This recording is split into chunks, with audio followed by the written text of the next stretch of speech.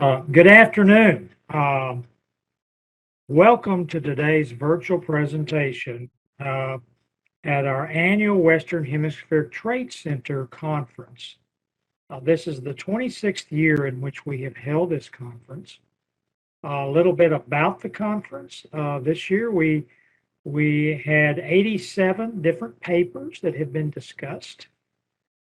We've had three keynote speakers, and today's presentation will be our third and final keynote presenter. The conference here at the A.R. Sanchez Jr. School of Business draws academicians as well as practitioners from really across the globe, but primarily in the Western Hemisphere to discuss topics of economic and political importance to the citizens, not only to the border region between Texas and Mexico, but across the Western Hemisphere. It's been a proud endeavor on our part for many years, and today is our final day. And we want to thank all of you that are logging in this afternoon. So for those of you that are not close to Laredo, the temperature is 80 degrees. The sun is bright today, and it's a beautiful day in Laredo. A little more about the conference before I turn it over to Dr. George Clark, who is the director of the center, who will introduce our guest speaker today. To pull off a conference like this needs the hard work and diligence of many people, including our staff. The associate director is Miss Amy Palacios, who is organizational skills that exceed those of most academicians. But she has a staff that assists in pulling this program off. But I'd like to focus for the moment upon the sponsor of today's luncheon speech, and that is Pnc Bank. The College of Business here has been truly blessed for over many years of having strong corporate partners in the business community here in Laredo, Texas, who not only support our what we do philosophically, but they support us financially and provide resources that help us pull off a conference of this caliber. Pnc Bank is a financial institution that provides, among banking services, other financial services to its customers. It is probably the largest bank in terms of name recognition. It is a global bank. And so Pnc Bank has been a very valued partner through the years, and has supported in many ways not only the programs that we do here in the college, but has been a valid and valued sponsor and supporter of our annual conference. And so Pnc is not your typical global financial services firm, because they embed themselves quite regularly and in significant ways in community activities, along with the other banks in the region who are a little more localized. And so Pnc should be recognized and commended for going beyond what would be expected from a global bank in a moderate-sized community. And so on behalf of my colleagues, on behalf of the president and the provost, we want to thank the Pnc Bank for its valued and continuing support. With all of that said, I'm going to turn the introduction of today's guest speaker over to Dr. George Clark, who holds the Pnc chair. He is a professor of economics, and he is also the director of our Center for Western Hemispheric Trade. He will make the introduction of Dr. Holcomb, who is our speaker today, and he will outline the protocol that will follow during this presentation. Dr. Clark, I turn it over to you. Thank you very much, Dr. Sears. So good afternoon and welcome to the keynote address at the 26th Annual Western Hemisphere Trade Conference. I'm George Clark. I'm the director of the Center of the Study for Western Hemispheric Trade at TAMIU's A.R. Sanchez Jr. School of Business. And each year, we host this conference to bring together academic researchers, practitioners, and policymakers to discuss an array of topics affecting the Western Hemisphere in today's global world. This year, this has been our first hybrid conference. We've had both online sessions, such as we have today, and we've had in-person events. So today's keynote address is going to contribute to the online part of the conference. Following Dr. Sears, I'd also like to thank our sponsor of this keynote address, Pnc Bank. They've generously supported this conference for many years, and this has helped us to allowed us to host it for this period of time. So for the audience, we're going to first, Dr. Holcomb is first going to talk, and then there'll be a Q&A session at the end of the presentation. If you can submit your questions through the chat feature, I will try to ask the speaker as many of your questions as I possibly can.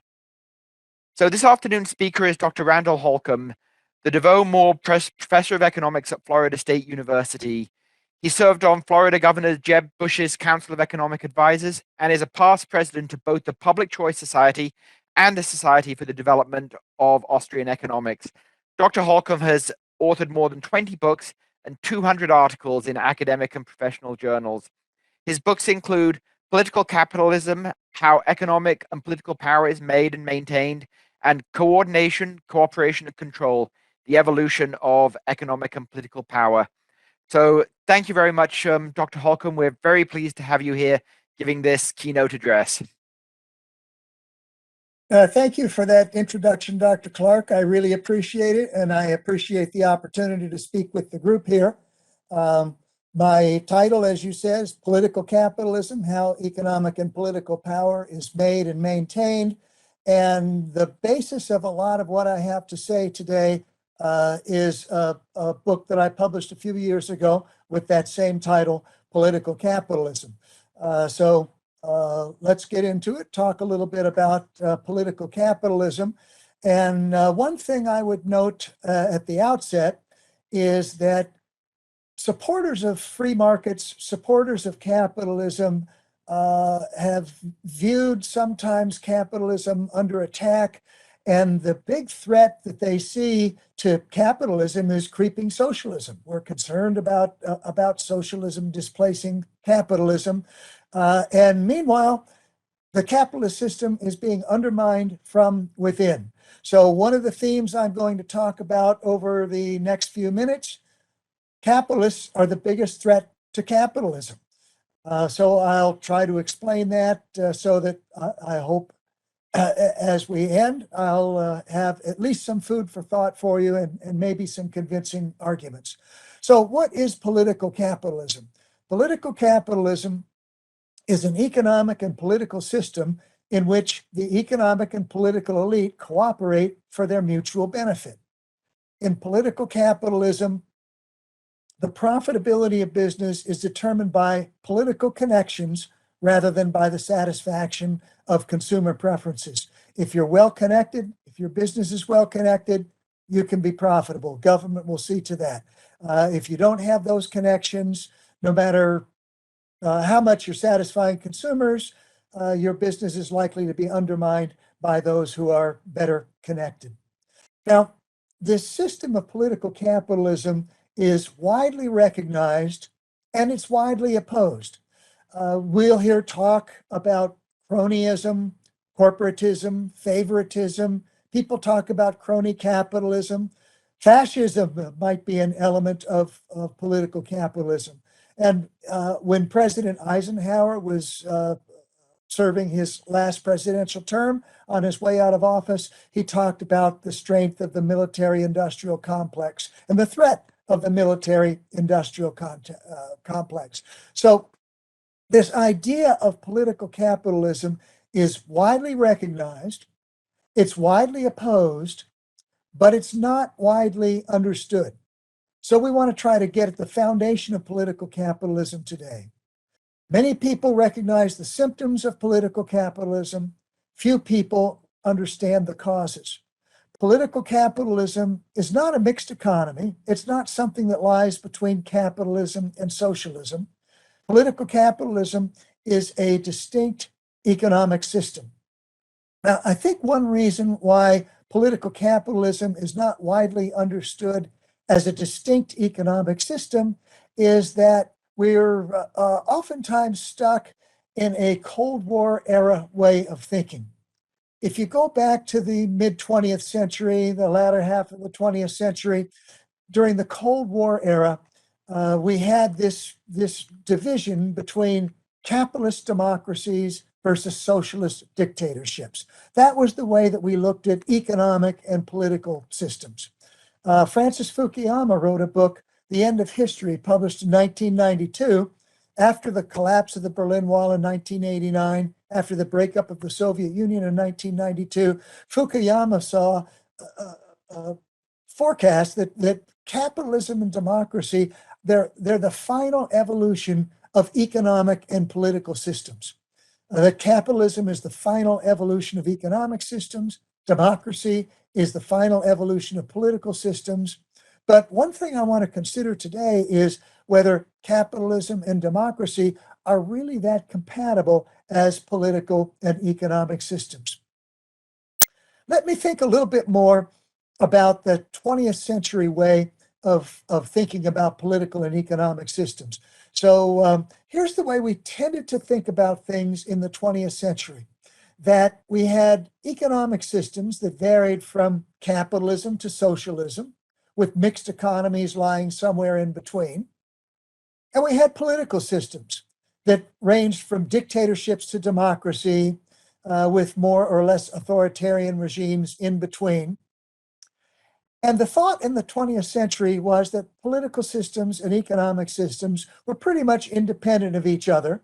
So nations could lie anywhere on that scale between capitalism and socialism, and independently between dictatorship and democracy.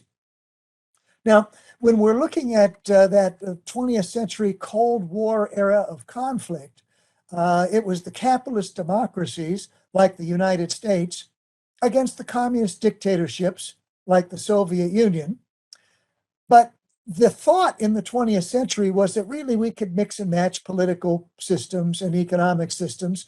So democratic socialism, late 20th century Sweden was often given as an example of democratic socialism. Now, I will say I don't really agree with that characteristic of Sweden. And in fact, if you look pretty closely at Sweden, Sweden is a pretty capitalistic economy. It has a welfare state, a big welfare state, but very capitalistic. Nevertheless, in the 20th centuries, a lot of times we viewed Sweden as an example of democratic socialism and fascism as an example of a capitalist dictatorship.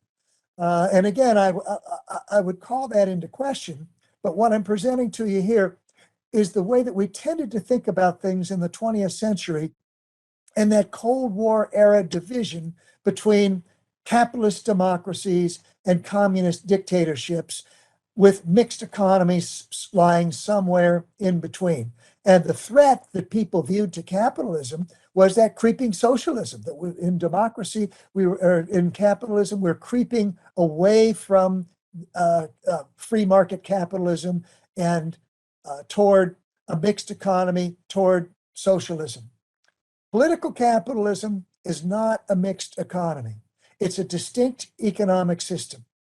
In the 21st century, in the 1990s, the way we looked at it is central economic planning doesn't seem like a good way to go to manage an economy. But in the 21st century, our views have evolved. So we think about market economies with varying degrees of government interference. A laissez-faire view is that free markets work pretty well. Government is a drag on the market economy that reduces business profitability. But in political capitalism, profits are a result of political connections rather than satisfying consumer demands. Now, I suggested to you earlier that political capitalism is widely recognized, and I want to give you some examples here because the threat of political capitalism, though we don't tend to use that name, it's recognized all across the political spectrum, from political left to political right. Here's Marx and Engels in the Communist Manifesto. They say, each step in the development of the bourgeoisie was accompanied by a corresponding political advance of that class. The bourgeoisie has at last, since the establishment of modern industry and the world market, conquered for itself in the modern representative state exclusive political sway. The executive of the modern state is but a committee for managing the common affairs of the whole bourgeoisie. There's an example of an early statement of political capitalism. Let me give you another example, Murray Rothbard. Now, some in the audience may not know Murray Rothbard, but Murray Rothbard was an extreme free market libertarian. He really thought we should do away with all government and that markets really would do a better job of everything that government does. So I'm all the way from Marx and Engels on the opposite end of the political spectrum. But in his book, The Progressive Era, Rothbard says, increasing statism on a federal and state level can be better interpreted as a profitable alliance between certain business and industrial interests, looking for government to cartelize their industry. That's political capitalism. Here's Rothbard again. The Progressive Era recreated the age-old alliance between big government, large business firms, and opinion-molding intellectuals. The power was shifted out of the hands of the masses and into the hands of a minority elite of technocrats and upper-income businessmen. And I want to emphasize Rothbard's division here between the masses and the elite. That's something that's been in social sciences for a century or so, but I'm going to come back to those terms. And let me give you another example of the recognition of political capitalism. Here's Tom Morello. He's the lead guitarist for Rage Against the Machine. This is a quotation out of Guitar World magazine. The government basically has one function, and that is to serve the interests of the people who own the country. So from left to right, this idea of political capitalism has been pretty well recognized. I want to give you some more examples. Here's Joseph Stiglitz in a book, The Price of Inequality. Now, Stiglitz, I tend to think of as on the political left. He's a Nobel laureate in economics, wrote this book, The Price of Inequality. So from the way I'm looking at it, the political left, Stiglitz says, we have a political system that gives inordinate power to those at the top. And they have used that power not only to limit the extent of redistribution, but also to shape the rules of the game in their favor. Stiglitz says, it's one thing to win a fair game.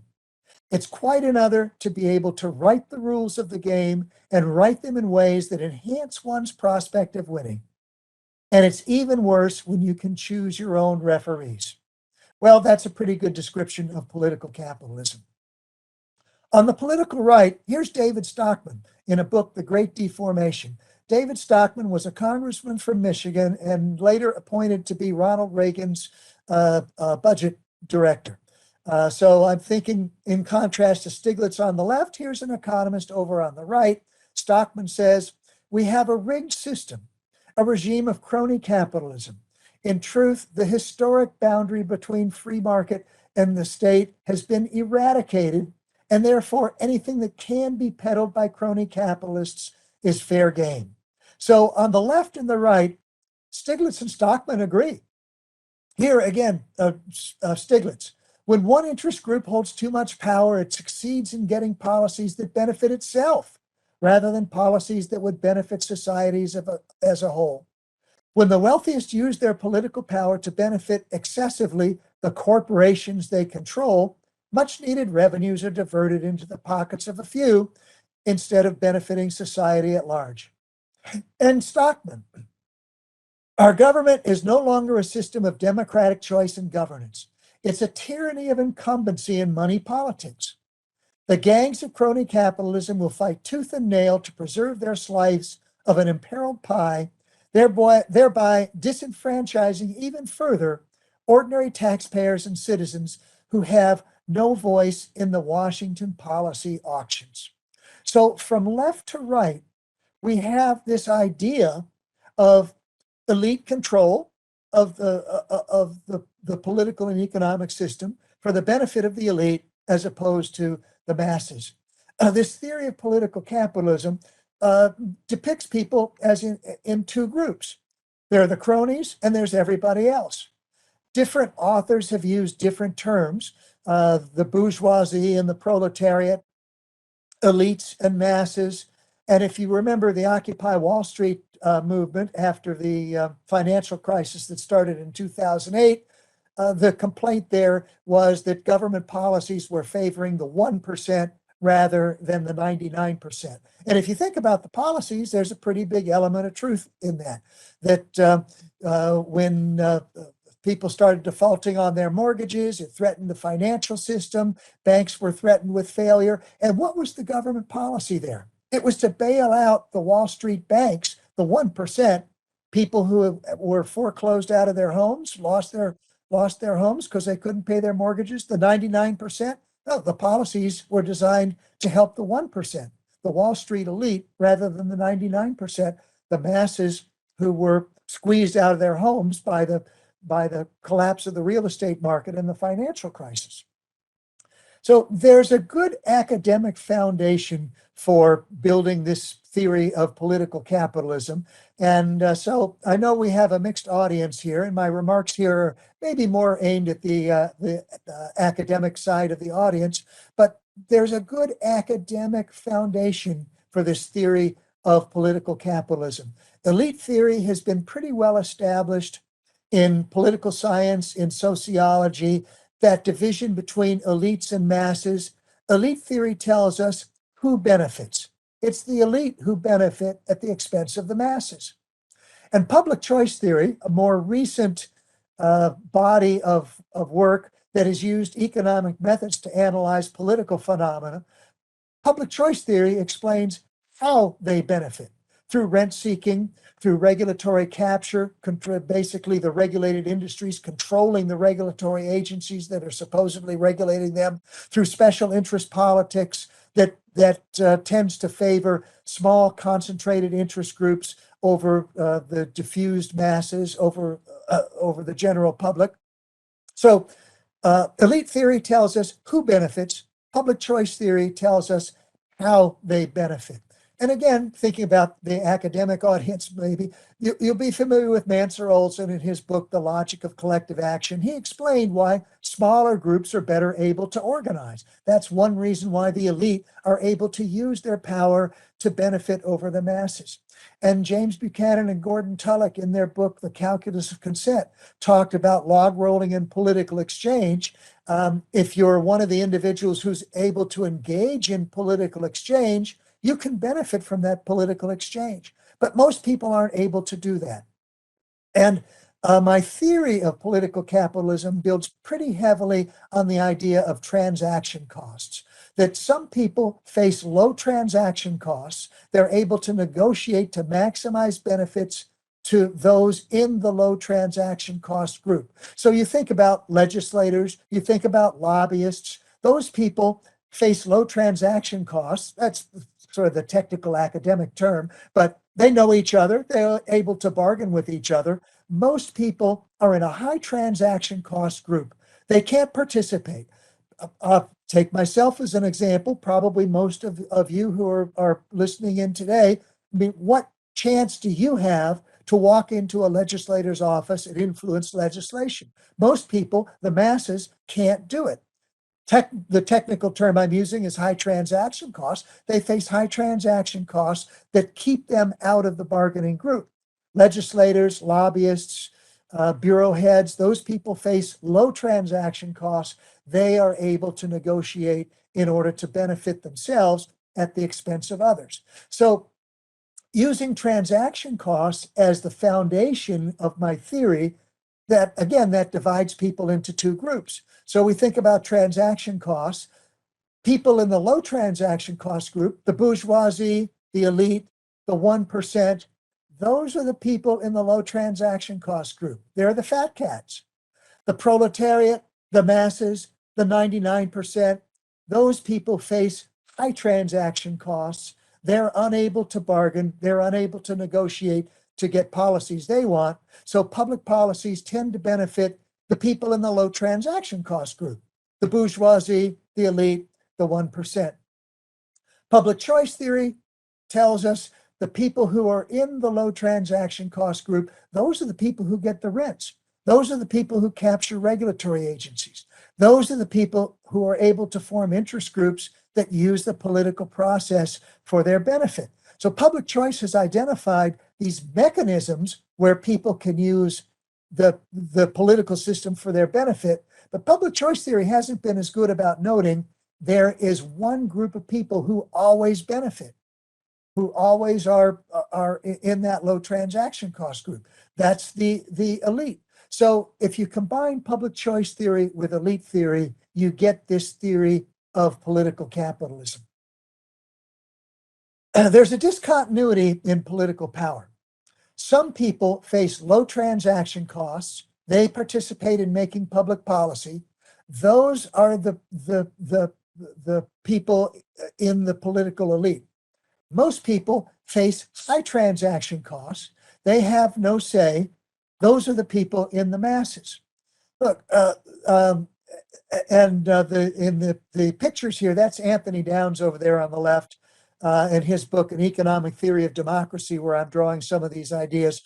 In the center there is Ronald Coase. He's famous for developing these ideas of transaction costs. But one thing that Anthony Downs emphasized, voters know their one vote doesn't count. So they tend to be rationally ignorant. It doesn't really pay you to collect up a lot of political information to cast an informed vote, because your one vote isn't going to influence the outcome of an election. Now, a lot of people disagree with that, but I think it's more of an emotional disagreement than a thoughtful disagreement. I mean, if you think about it, let's go back to the last presidential election in 2020. Let's say that you voted for Joe Biden. Who would be president today? Yeah, okay, and let's say you voted for Donald Trump. Then who would be president? And what if you didn't vote at all? Then who would be president? Yep, the answer to all three of those questions is Joe Biden would be president today. Your vote didn't make a difference to the outcome of an election. Now, with economic power, there's a continuity in economic power. Some people have more economic power than others. So people like Elon Musk, a lot of economic power. Other people have much less economic power, but there's a continuity in economic power from the least powerful to the most powerful. And ultimately, when Warren Buffett goes into Starbucks with his $10 buys just as much as your $10. Now, he has a lot more $10 than you do, but nevertheless, $10 for Warren Buffett buys the same stuff that your $10 buys. And there's a certain continuity in economic power. Let's say you don't have very much economic power and you want more. Is there any way that you can get more economic power? Well, there is. You can work some overtime. You can take a second job. You can get more education to build your skills, to build your human capital, to earn a higher salary. So if you don't have very much economic power, there are things you can do to increase the amount of economic power that you have. In contrast with political power, there's a discontinuity in political power. Some people have a lot. Those are the elite. Most people have very little. Those are the masses. So let's say you're a member of the masses and you want to get more political power. Is there any way that you can do it? Not really, unless you're willing to pony up a lot of money. If you're in the masses, one thing you might do is you might volunteer to support a political party or volunteer to work on a political campaign of a candidate. But that doesn't give you any more power. That gives the candidate or the party more political power. You can contribute to an interest group. So you might be interested in supporting the National Education Association or maybe you're in favor of more Second Amendment rights. You can support the National Rifle Association, or older people might support the AARP. But if you support them, if you join, if you give them campaign contributions, it doesn't give you any more political power. It does give the elite who run those organizations more political power. So if you don't have much economic power, there's a way that you can increase your economic power. Several ways you can increase your economic power. But if you don't have much political power, there's not much that you can do to increase your political power. So there's this discontinuity in political power that doesn't exist with economic power. Let me come back to this idea of rational ignorance. Citizens are rationally ignorant because they know that as individuals, they have no effect on political outcomes. That idea of rational ignorance is one manifestation of the discontinuity in political power, right? People who are in the elite, they have an incentive to be informed because they make the policies. People who are in the masses, their incentive is to be rationally ignorant, and that's a manifestation of the discontinuity in political power. So when we look at political capitalism, there are people in the low transaction cost group. They're the ones who design public policy. They are the elite. They design public policy to benefit people who are able to engage in exchanges. The political and economic elite exchange for their mutual benefit. Those in the high transaction cost group are unable to participate in those negotiations. The economic and political elite cooperate for their mutual benefit, and increasingly, the profitability of business is determined by political connections rather than by the satisfaction of consumer preferences. Political capitalism, it's not the welfare state, it's not big government. Political capitalism is not a mixed economy or government intervention in a market economy. It's defined by what government does and not how big it is. It's defined by that cooperation of the economic and political elite for their mutual benefit. It has a lot in common with market capitalism, but in a pure market capitalism, profitability is based on satisfying consumer preferences. Whereas with political capitalism, increasingly profitability is based on political connections. But both are based on private ownership of the means of production. When you think about creeping socialism, the idea there is government takes over more and more of the economy. But the economic elite don't want that. The economic elite profit by private ownership of the means of production. Both are based on the market for goods and services.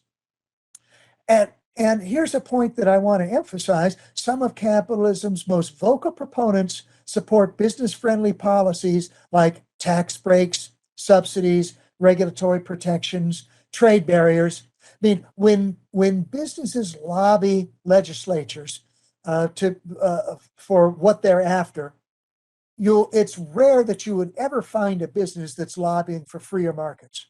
Businesses lobby for special interest benefits for themselves, for those tax breaks, for those subsidies, for those regulatory protections, for the trade barriers. Pretty much you can guarantee if somebody says they're proposing a policy that's business friendly, that means pro-business means anti-free market. So if we look at the political side of political capitalism, progressive democracy is the political foundation for political capitalism. If we go back to a classical liberal view of the role of government, go back to the nation's founding. People view that the role of government is to protect people's rights. Progressivism, that started in the late 1800s, envisioned an expanded role for government. In addition to protecting individual rights, the progressive ideology says that it's also a role of government to look out for people's economic well-being. So progressivism as a political movement expanded the perceived role of government. Before the progressive era, government was viewed as an organization that protects people's rights. Progressivism says not only does government protect individual rights, it also looks out for people's economic well-being. Progressivism is an ideology that legitimizes imposing costs on some for the benefit of others. Progressivism started in the late 1800s, and a lot of it was a reaction to increasing economic concentration. So really in the late 1800s, for the first time in the history of the world, somebody could start from nothing, and by starting up a business, the industrialists in the late 1800s were able to build huge fortunes. And a lot of people were saying that they were using their economic power to take advantage of people in the masses. So a big part of the progressive movement, a big motivation for progressivism, was the idea that people with concentrated economic power were using that power to take advantage of people with less economic power. And so progressivism justified imposing costs on some in order to benefit others. Now, back in the late 1800s, the people who bore the costs of progressivism were the industrialists, the people with concentrated economic power, often referred to as robber barons. I think that's a questionable characteristic, but nevertheless, when we look at the ideology of progressivism, the idea was to impose some economic costs on those with concentrated economic power in order to benefit other people. It legitimized imposing costs on some for the benefit of others. And as we move into the 21st century, no longer is there an idea that we impose costs on people who deserve to have costs imposed on them. We share the wealth, that everybody chips in. We impose costs in general in order to support other people. So progressivism, from its beginning, the progressive ideology justified imposing costs on some for the benefit of others. Now, if we're thinking about progressive democracy, the ideology of democracy justifies the actions of a democratic government as carrying out the will of its citizens. The idea is that the general will is revealed through a democratic decision-making process, so that what democratic governments do is further the will of individuals by acting through this democratic decision-making process. There are two views on democracy that we might consider. One is democracy is a way to peacefully replace those who exercise the power of government. And that's the way the founding fathers in the United States viewed democracy. I mean, if we look at the design of the US government, the Constitution creates a constitutionally limited government. There are constitutionally limited and enumerated powers. And the Constitution says that the powers of the federal government are limited to those that are enumerated in the Constitution. The role of democracy is to decide who exercises those powers and possibly to replace those who exercise the power of government. But another view on democracy is increasingly popular through the 20th and into the 21st century. Democratic government carries out the will of the people as determined by the outcome of democratic elections. So we have this ideology of progressive democracy that supports political capitalism. The ideology of progressivism legitimizes providing benefits to some at the expense of others. And the ideology of democracy says when democratic governments do that, they're carrying out the will of the people. And so, I mean, it's ironic, the 99% demand that government do something to address the abuses of the 1%. The 1% is abusing its power. The 99% demand the government should do something. So, but public policy is designed by the 1%. So essentially the 99%, what are they saying? The 1% is abusing their power. So let's give even more power to the 1%. Progressive democracy in that way enables political capitalism. Progressive democracy provides the political foundation for political capitalism. Capitalists are capitalism's biggest enemies. And I have several quotations here from Joseph Schumpeter in his book, Capitalism, Socialism, and Democracy. So we can see that a lot of these ideas go way back. Schumpeter's book was published in the mid-1940s. In that book, Capitalism, Socialism, Democracy, Schumpeter says, can capitalism survive? No, I don't think it can. And Schumpeter's reasoning was those who benefit the most from capitalism won't step up to defend it. No, rather than defending free markets and a capitalist economic system, the capitalists who have benefited most from capitalism, they ask for special interest benefits. Give us tax breaks, give us subsidies, give us protective tariffs. Capitalists lobby for pro-business legislation to protect themselves from competitors, not free markets. Capitalists don't lobby for free markets. They lobby for policies that are anti-free market that benefit their businesses at the expense of everyone else. So Schumpeter says, thus, the capitalist process pushes into the background all those institutions, the institutions of property and free contracting in particular, that express the needs and ways of truly private economic activity. Here's Schumpeter again. Capitalism tends to wear away protective strata, to break down its own defenses, to disperse the garrisons of its entrenchments.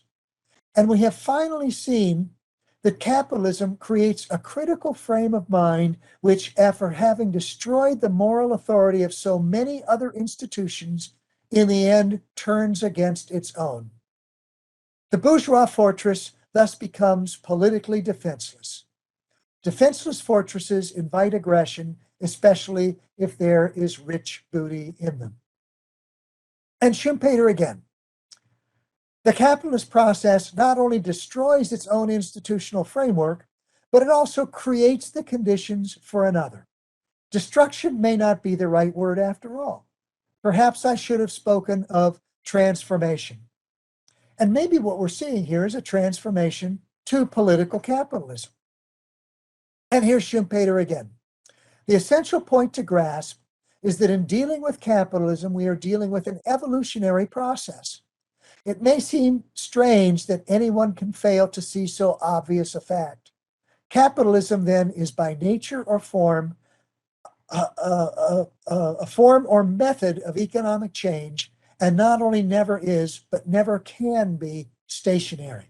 So what we're seeing here is the evolution of market capitalism into political capitalism. Schumpeter coined this term creative destruction in his book, Capitalism, Socialism, and Democracy. Capitalism is a system of creative destruction in which entrepreneurial individuals introduce new products, improved products, more efficient production methods, and the new displaces the old. If we think about this system of creative destruction, it benefits those entrepreneurs who are trying to get ahead, people who are developing the innovations that create economic progress. Those people benefit from the creative destruction of capitalism. But once people get ahead, once they join the economic elite, that same system of creative destruction threatens to destroy those who want to stay ahead. That's why they move to undermine the free market system of market capitalism. That's why they seek the subsidies, the regulatory barriers to entry, the tax breaks. What they're trying to do is to insulate themselves from the destruction of the creative destruction of capitalism. Now, I've had some people push back on the name political capitalism. They don't like the name political capitalism because they say that tends to give capitalism a bad name. And so I do want to emphasize that I'm emphasizing this system of political capitalism as opposed to free market capitalism. Political capitalism is enabled by private ownership of the means of production and elite control of the political process. Private ownership is at the foundation of political capitalism. It's not creeping socialism. In fact, it's based on the private ownership of the means of production. But capitalism may have a tendency to evolve into political capitalism. So I think that name political capitalism should serve as a warning. We want to preserve free markets. We want to preserve capitalism. We want to prevent market capitalism from evolving into political capitalism. But as I said before, the biggest threats to capitalism are the policies proposed by pro-business capitalists. We have to understand the system in order to be able to control it. So how can political capitalism be controlled? And I want to think about three possible ways to control political capitalism. and consider how they might be used. One way, constitutional constraints. Now, when the United States government was formed, the Constitution of the United States was adopted. The Constitution of the United States created a federal government with limited and enumerated powers. The 10th Amendment to the Constitution, a part of the original Bill of Rights, says that those powers that are not explicitly given to the federal government in the Constitution are reserved to the states or to the people. There are constitutional constraints that are built into the Constitution. The Constitution essentially says if the Constitution doesn't explicitly give power to the federal government, that the federal government does not have that power. But over the 20th century, we've seen those constitutional constraints eroded. I think it's somewhat telling that when the Supreme Court back in the 1890s said that federal income taxation was unconstitutional, how did we deal with that? We passed a constitutional amendment, the 16th Amendment, that now made income taxation constitutional. But fast forward a couple of decades, look at the Social Security program, passed in 1936. In 1937, the Supreme Court ruled in 3 cases saying that the Social Security program was constitutional. But you show me, where is it in the federal Constitution, in the U.S. Constitution? Where does the Constitution give the federal government the power to run a compulsory retirement system? I don't see it. Those constitutional constraints have been eroded. So I think constitutional constraints are a good idea, but we can see by the evolution of the United States Constitution that they become increasingly less effective. Really, in the 21st century today, it's difficult to think of anything that might be declared unconstitutional. If Social Security is constitutional, if it's constitutional for the federal government to run a mandatory retirement system, what isn't constitutional? So, constitutional constraints are of questionable value. Democratic oversight, and I'm all in favor of democratic elections, and I like the idea of democratic elections as a way of determining who holds political power. But democratic oversight, again, is limited because the elites have all the political power. The masses have very limited political power. So I think democratic oversight, it works okay in the United States right now. I'll talk a little bit about that later. But if you think about just democracy by itself, democratic elections by itself, I'll point out to you, Vladimir Putin was democratically elected. Cesar Chavez, democratically elected. We can go through dictator after dictator. Chavez, Putin, these people were democratically elected, and yet they don't seem to really face very much in the way of constraints. So I'm not opposed to democratic elections, but as a method of controlling political capitalism, I think it's questionable. So let me move to checks and balances. And this seems to me to be a necessary component for controlling political capitalism. If the elite are the people who exercise political power, the way to control political power is to have competing elites who check and balance the power of each other.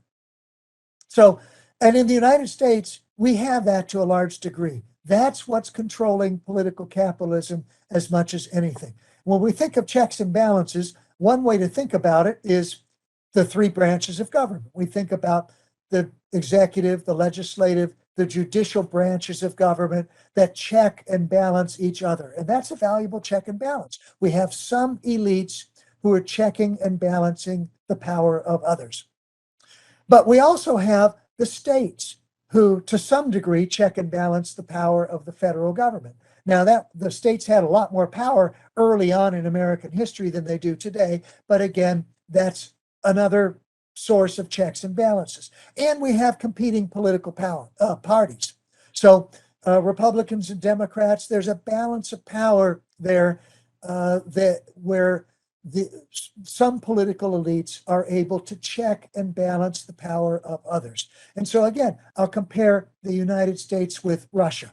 Putin was democratically elected. Why does he have so much power? Because in Russia, there aren't competing elites who are competing with Putin for that political control.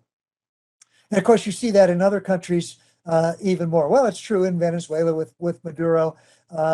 And maybe this is not as good a comparison. Maybe it's a better example. But if you look at Kim Jong-un in North Korea, basically he's eliminated competing elites. In fact, he's demonstrated the willingness to kill off those who might be potential competitors for his power, including family members. He killed his uncle, he killed his brother. Okay, going back to checks and balances.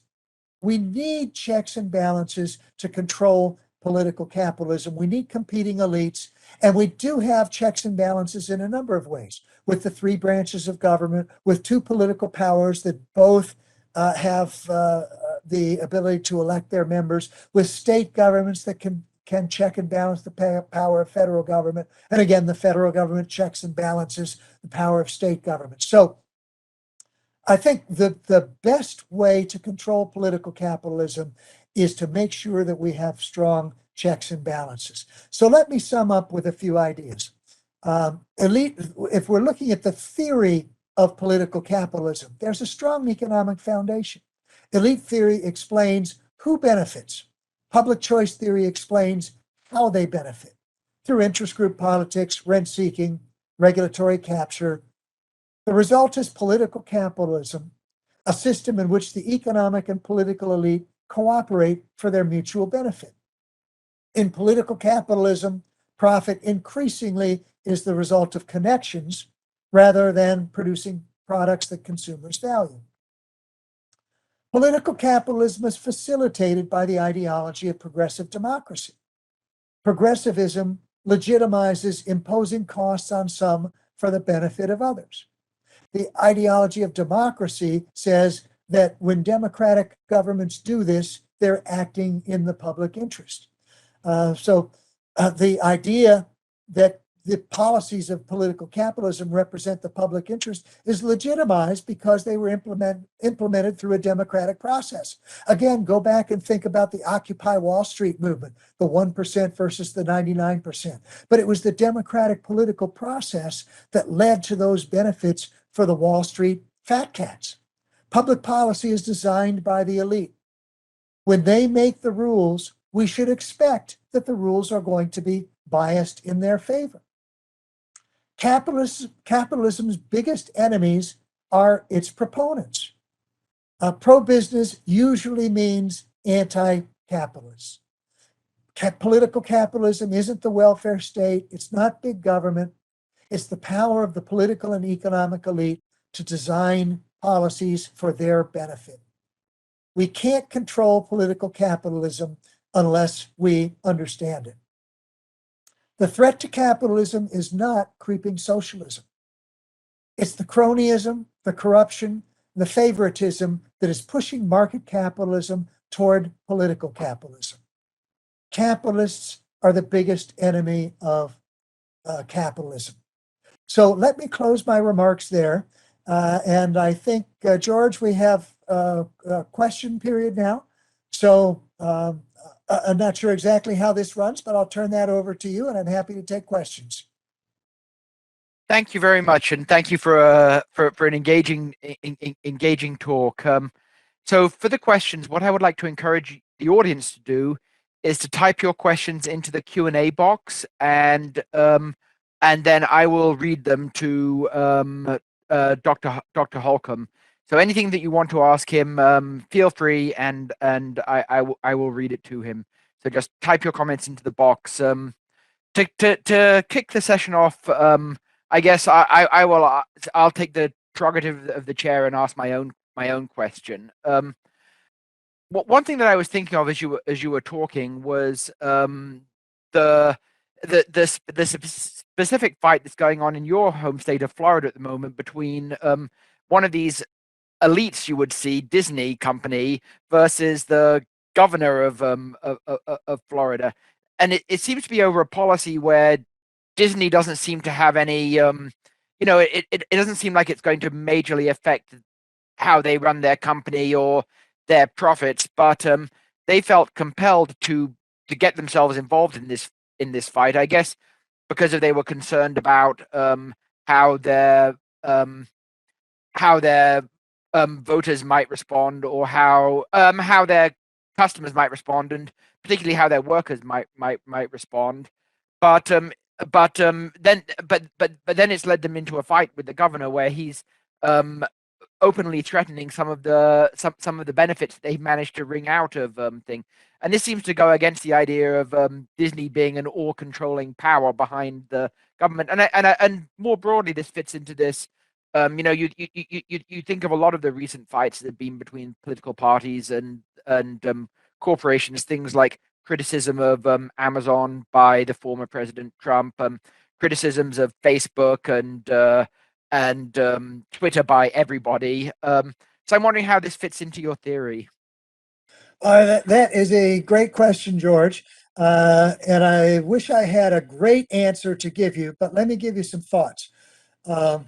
First of all, the creation of Disney World is a pretty good example of the cooperation between political and economic elites. And you may know that Disney has its own government. There's what's called the Reedy Creek Development District, and essentially they run their own policies. They have their own police force.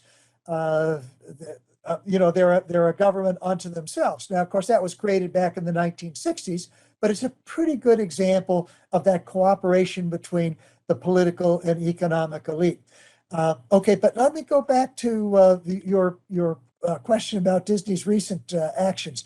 Very interesting, and I mean, in one sense, I don't really understand why they would want to get involved in this. Now, if I were Disney's CEO, maybe my answer will give you an indication about why I'm not a corporate CEO. But if I was Disney's CEO, I'd say, we're an entertainment company. We want to stay out of politics. We hope people will come to Disney World and watch our films and whatever and enjoy themselves, but we're an entertainment company and we don't want to get involved in politics. That's what I would have said. One thing I've seen, I don't know if this is a good answer. I'm just throwing this out, not as my answer, but a suggestion.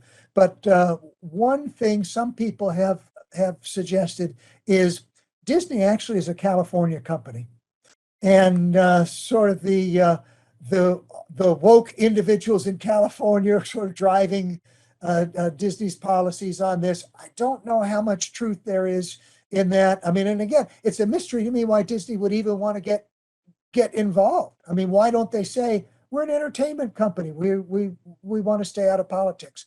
So again, that's a very interesting question, a good question. I don't know why that they would do that. And you saw a similar thing last year in Georgia, with the Coca-Cola Company and Delta Airlines getting involved in public policies in Georgia. I don't know why they would speak up and say anything.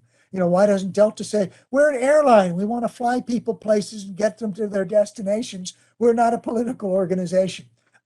So that's a bit of a mystery to me. Thank you. I have a question now online from Annie Garces, and she says, in what way can a person gain more political power in their community? Yeah, that's a tough one. How do you gain more political power? Most people in the masses are not in a good position to gain political power. Of course, one thing you can do is contribute a lot of money, because money speaks in politics. But most people in the masses don't have a lot of money to contribute. It's possible you can work your way up. Start out, be a volunteer, and work in a politician's office. A lot of people who are in the U.S. Congress today started out as congressional aides. if you want to have political power, I think you really have to invest yourself in working in politics. I think unless you're willing to contribute a lot of money, it's not really feasible to say, I have a day job, but I want to try to get more political power. There's just not a good way to do that. She has a follow-up question, which was actually asked before you asked your before you answered the question. But her question relates to community activists and community activism, and she says, "Can political power assist in getting more economic power?" And she talks about her grandfather, who's very politically involved in the community and is very well known in the community, but doesn't have much power in the economic arena. Yeah, I think if you're willing to devote a lot of time to create an organization, to get a lot of members in your organization, politicians listen to votes. And so if you're in a position where you can say, I have this many members. Well, let me give you an example, national example, and maybe we can work back down to the community. But, why does the National Rifle Association seem to have so much political influence? And one reason is that they tell elected officials, we have millions of members. Millions of people have paid to be paid members of the National Rifle Association. Well, you can do that at the local level, and you don't need millions of members. You can get by maybe with dozens, with hundreds of members, but you have to be active to organize, to have money and or votes behind your organization. Thank you, and I want to encourage people to keep typing in questions. We have one from Ricardo Ortega, and he wants to know, how did you begin to develop and form this theory? Since he says it seems extremely spot on as to what's going on in today's geopolitical situation, but these aren't things that are widely talked about. Yeah, I guess my original foray into this was thinking about issues of cronyism and corruption. And again, early on in my talk, I said these things are widely recognized and they've been talked about for well over a century. I mean, I started out my talk with a quotation from Marx and Engels. And throughout the 20th century, in sociology and political science, elite theory has been developed, elites versus masses. And I started thinking about that relative to cronyism. And my own background, my own academic background is in public choice, which is applying economic methods to analyze political decision making.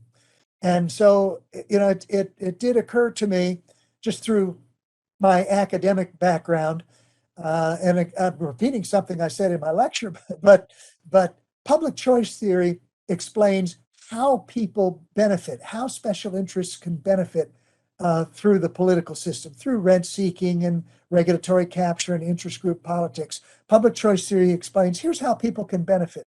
But public choice theory really hasn't discussed that it's a certain elite group who are always the beneficiaries. Some people are always in the beneficiary group. Some people are always in the masses who don't benefit. I guess for an academic audience, I'll say you can look at Buchanan and Tulloch's calculus of consent, and they explicitly reject this elite approach to things. But it did occur to me, if you combine this well-established elite theory in political science and sociology with public choice theory in economics and also political science, there's a theoretical foundation. I don't have to build a theoretical foundation for the theory of political capitalism. It's already there. I'm just combining the pieces that have been developed over starting back in the 20th century. Thank you. I'll give the audience another couple. Oh, here's another question. This is from one of the PhD students at Texas A&M International University, and he wants to know, following on collective activism, do you see the role of advocacy groups such as NADA in the 1980s with tax policy as potential checks and balances method, just as constitutional constraints serve as checks and balances? And doesn't the polarization that advocacy can impede the congressional agenda of the elite, including much of the progress? How does the elite transform this? So this is his question. It's on collective activism and how it interacts with the political elite. Yeah, that's a really good question. And I think I was probably somewhat negligent in mentioning other private sector elites and the way that they can check and balance the political elite.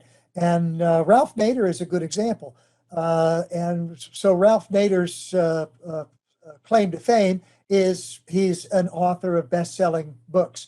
And if you go way back, some of you might be familiar with his book Unsafe at Any Speed, which was about trying to remember what Chevrolet model was it with the Corvair.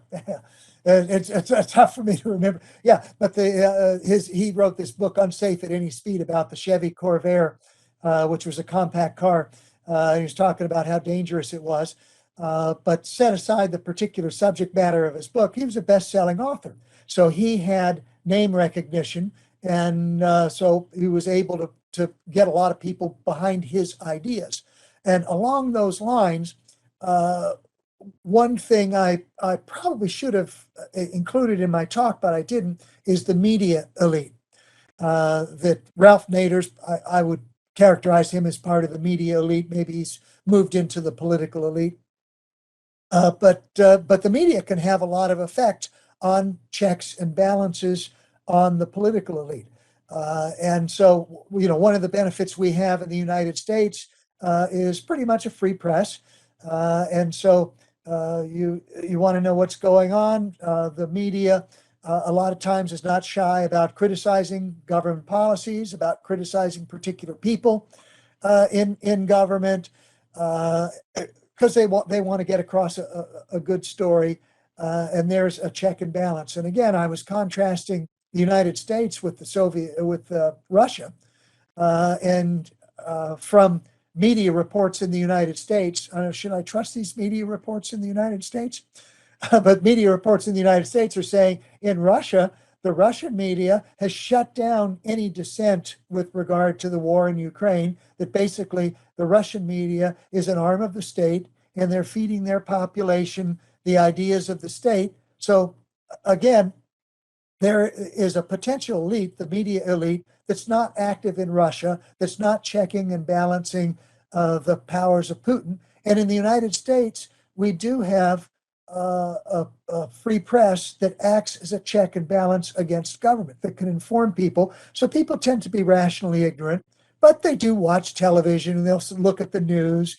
And so you can get people who are sufficiently outraged. And people don't need to be very outraged. You just need your opinion just needs to tilt a little bit in order to decide to vote out the incumbents and vote in a new group of people. So that's a very good question. I appreciate it. And sure, those activist groups, the media in particular, act as a check on the political elite.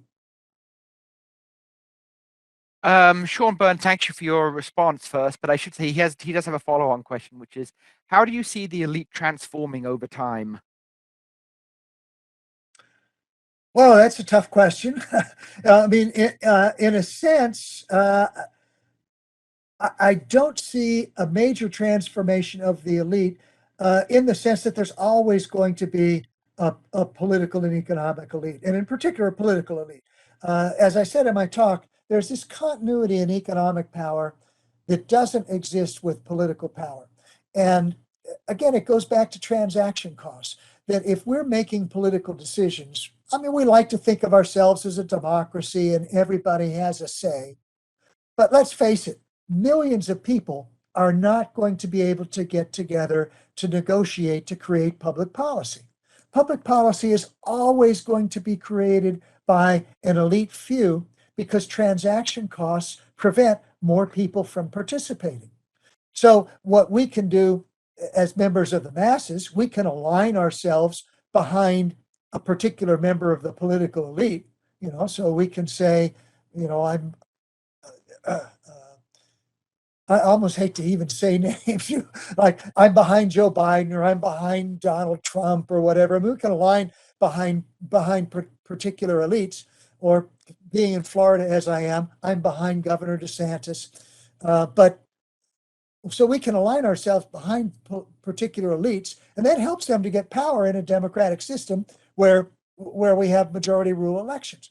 But as individuals, it's really tough to break into the elite. So there's always going to be that elite few who control public policy. Now, one thing that we do see, maybe as a result of more mass media, and in particular the internet, that makes it easier for people to spread their opinions, probably not globally, but to their friends and so forth, is that's another check on the power of elite. It's more difficult to do things behind closed doors. And so that might be another thing that might mitigate some of the power of the political elite. But to go back to the original question, I really don't see much change in that division between elites and masses. Thanks. I'm just waiting to see if any other questions pop up. In the meantime, you know, it's obvious from hearing your talk that I'm guessing you wouldn't be a big fan of things like antitrust policy, which you may see as ways of breaking up the elite, because the people with the most interest in antitrust policy are those exact people who would oppose having their groups broken up. Do you see the things like antitrust law or regulation ever being effective in this side of thing, kind of managing in political capitalism, or is that side of things just so prone to capture that you would never think it would be successful? Mostly, I would say I'm against regulation. You might be able to come up with an example where I might say, well, okay, in that case. And one example that at least I would be willing to discuss is financial disclosure for publicly traded firms.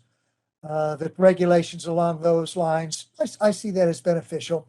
When you look at antitrust, where do those antitrust cases come from? You talk to people in the Federal Trade Commission, the Department of Justice, they come from complaints from competitors. So it's not that consumers think they're getting a raw deal and they think these big firms ought to be broken up. It's competitors who want to use antitrust law to protect themselves. So the way antitrust law actually is implemented is a good example of political capitalism, where firms that are competing against other firms enter into that antitrust process to try to get protection. And I've heard this from people who work in the Federal Trade Commission, and there's an interesting passage in Steve Jobs' biography. I'm trying to remember who wrote that biography. Walter somebody. Anyways, a recent biography about Steve Jobs. And there's a passage in there where Walter Isaacson, he wrote this biography of Jobs. And there's a passage in there where he says that Jobs is telling him when the Justice Department is bringing antitrust suit against Microsoft, and Jobs is meeting with the Justice Department people, and he's telling them, just bring the suit and make them have to defend themselves.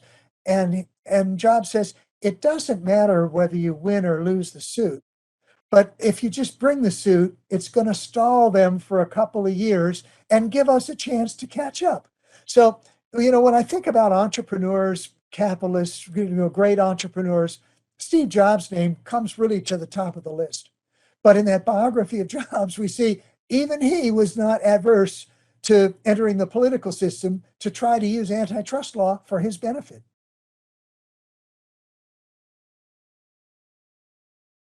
Excellent. Well, thank you very much.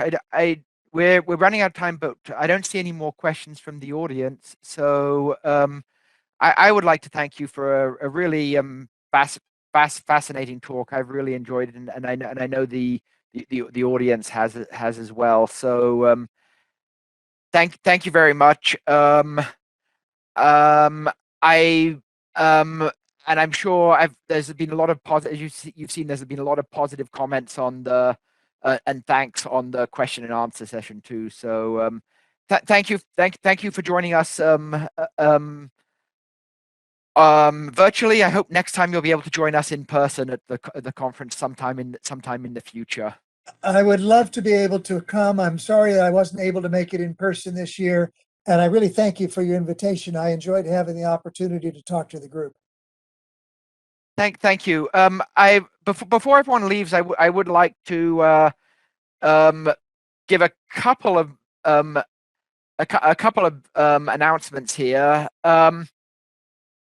So the last task we have to do at the conference is we have to announce the winners of the Best Student Paper Award. So every year we have a competition that for the PhD and MBA and undergraduate students who submit papers to the awards.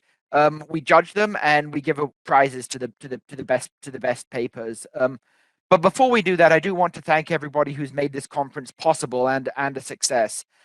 So of course, I'd like to thank the authors of all the close to 90 papers we had included in the conference program, and the TAMIU, Watt, High Point University, and Texas A&M Kingsville faculty members who generously donated their time to chair sessions during the conference. And I'd like to thank Dr. Holcomb and our other keynote speakers for their fascinating presentations. We've had a really nice array of speakers on different topics this year, so it's been very exciting for me. The conference couldn't take place without the behind-the-scenes work of many people. I'd like to thank Dr. Stephen Sears, the Dean of the College, who served as program chair. And I'd also like to thank the program committee, Dr. Jorge Brusa, Dr. Balaji Janamachi, Dr. Ned Koch, Dr. Leonel Prieto, Dr. Tony Rodriguez, Dr. Haibo Wang, and Dr. Constant Yayi from TAMIU, Dr. Mendoza and Dr. Salinas from Watt, as well as Dr. Chris Boudreau, who was one of Dr. Holcomb's PhD students and a co-author, I believe, of Dr. Holcomb, who's at Florida Atlantic University, Dr. Zachary Cole of Saginaw Valley State University, and Dr. James Payne from UT El Paso. Finally, the people I really need to thank are all the staff from the A.R. Sanchez School of Business who contributed their time to managing sessions, helping participants with registration, helping attendees find their way around virtually and in person, fix computer and technology problems in both the in-person sessions and the virtual sessions, and deal with the organizational tasks that needed to be completed for this conference to take place. So thank you to the program coordinators, that's Jessica Cavazos, Leo Lozano, and Daniela Maldonado, and also thank you to the staff of the A.R. Sanchez School of Business who have helped. Amy Acosta Lopez, Maggie Blasco, Imelda Lopez, Cindy Martinez, Jocelyn Ortegon, Amy Rodriguez, and our excellent student workers, Gala Padron Muro, Elena Rosas, Nicholas Gabriola, Rebecca Gomez, Amanda Guerra, Lisette Hernandez, Nadia Larum, Fernanda Leon, Grecia Martinez, and Brenda Pena. And of course, I can't thank more Amy Palacios, who's the Associate Director of the Center for the Study of Western Hemispheric Trade. She's taken the lead in doing all the organization for the conference and making sure it went through, everything went through with as few problems as we could possibly imagine. And this has been a particularly challenging conference because this is the first conference where we've been trying to manage in-person sessions and online sessions in the same conference. We've done a completely online conference last year due to COVID, and we've done completely in-person conferences 24 times before that. But this is the first time where we've had a mix of online and in person. So thank you all. We couldn't have done this without the hard work of so many people. So my next task is to announce the winners of the awards for the best student papers. The papers are selected by the program committee, so I want to thank them for all the work they did reading and assessing these papers. And I also want to let the students know that don't come and complain to me because I don't get to vote on this, so it's not my fault if you didn't win. And if you did win, there's no point thanking me because I had nothing to do with it. So it's this hard work of the people I mentioned before. So in addition to receiving a certificate acknowledging your award, the winners also receive monetary prizes. We award separate papers for the papers by undergraduate and master's students and for the best paper overall. So, and as I said, all of these prizes have monetary amounts attached to them. The special recognition special recognition for a paper by an undergraduate student goes to Leopoldo Garza for his paper, Feasibility of Rejections and Discount Offers for Insurance Policies at GNP Seguros. And the special recognition for a paper by a master's student goes to Tamara Obamegi for her paper, The Effect of Economic Crisis on Mortality Rates, Case Study of the Great Recession. Congratulations to these students for their excellent papers. I saw both of them present, and they both gave excellent presentations too. So I want to thank you for submitting it and presenting at the conference. Now for the papers overall, for the student papers overall, again, this was for student papers, so it was undergraduate, master's, and PhD students. We've decided this year to award 2 honorable mentions. We usually award 1 second place prize, but this year it was a virtual tie for the in second place. And so the first honorable mention goes to Augustine Tarkham for his paper Do or Die: Analysis of Bankruptcy Risk from Research and Development Perspective. The second honorable mention goes to Leja Nochebuene Evans for her paper Supply Chain, Finance Arrangements, and Shareholder Benefits. Since Leja's graduating this year and has accepted a position at Murray State University in Kentucky, we hope that she'll take advantage of the free registration that she gets as part of this prize and return and present another paper next year. Finally, I want to announce the award for the best student paper. And in addition to the monetary award and free registration for next year's conference, the winner gets a plaque and also consideration for publication in the International Trade Journal, which publishes our special conference issue. The winner this year was Nana Uwasu Pepra for his paper, The Macro Level Non-Performing Loans Matter, Using FinTech to Mitigate in Sub-Saharan Africa. So congratulations to Mr. Owusu Pepra for his paper and presentation. It was we got a lot of really good papers, and so this was a really difficult decision for the program committee to make. So thank you to all of you, the PhD students and master students and undergraduates who submitted their papers, and congratulations to Mr. Owusu Pepra for his paper and presentation. So finally, I just want to take this opportunity to invite everybody who's here to come to our 27th annual conference next year, which will be held again in Laredo. As with this year, we plan to have both a virtual track for people who are unable to travel to Laredo and an in-person track for those who can come. So thank you all for your contributions, and we look forward to seeing you either virtually or in person next year. And with this, I would like to close the 26th annual Western Hemispheric Trade Conference.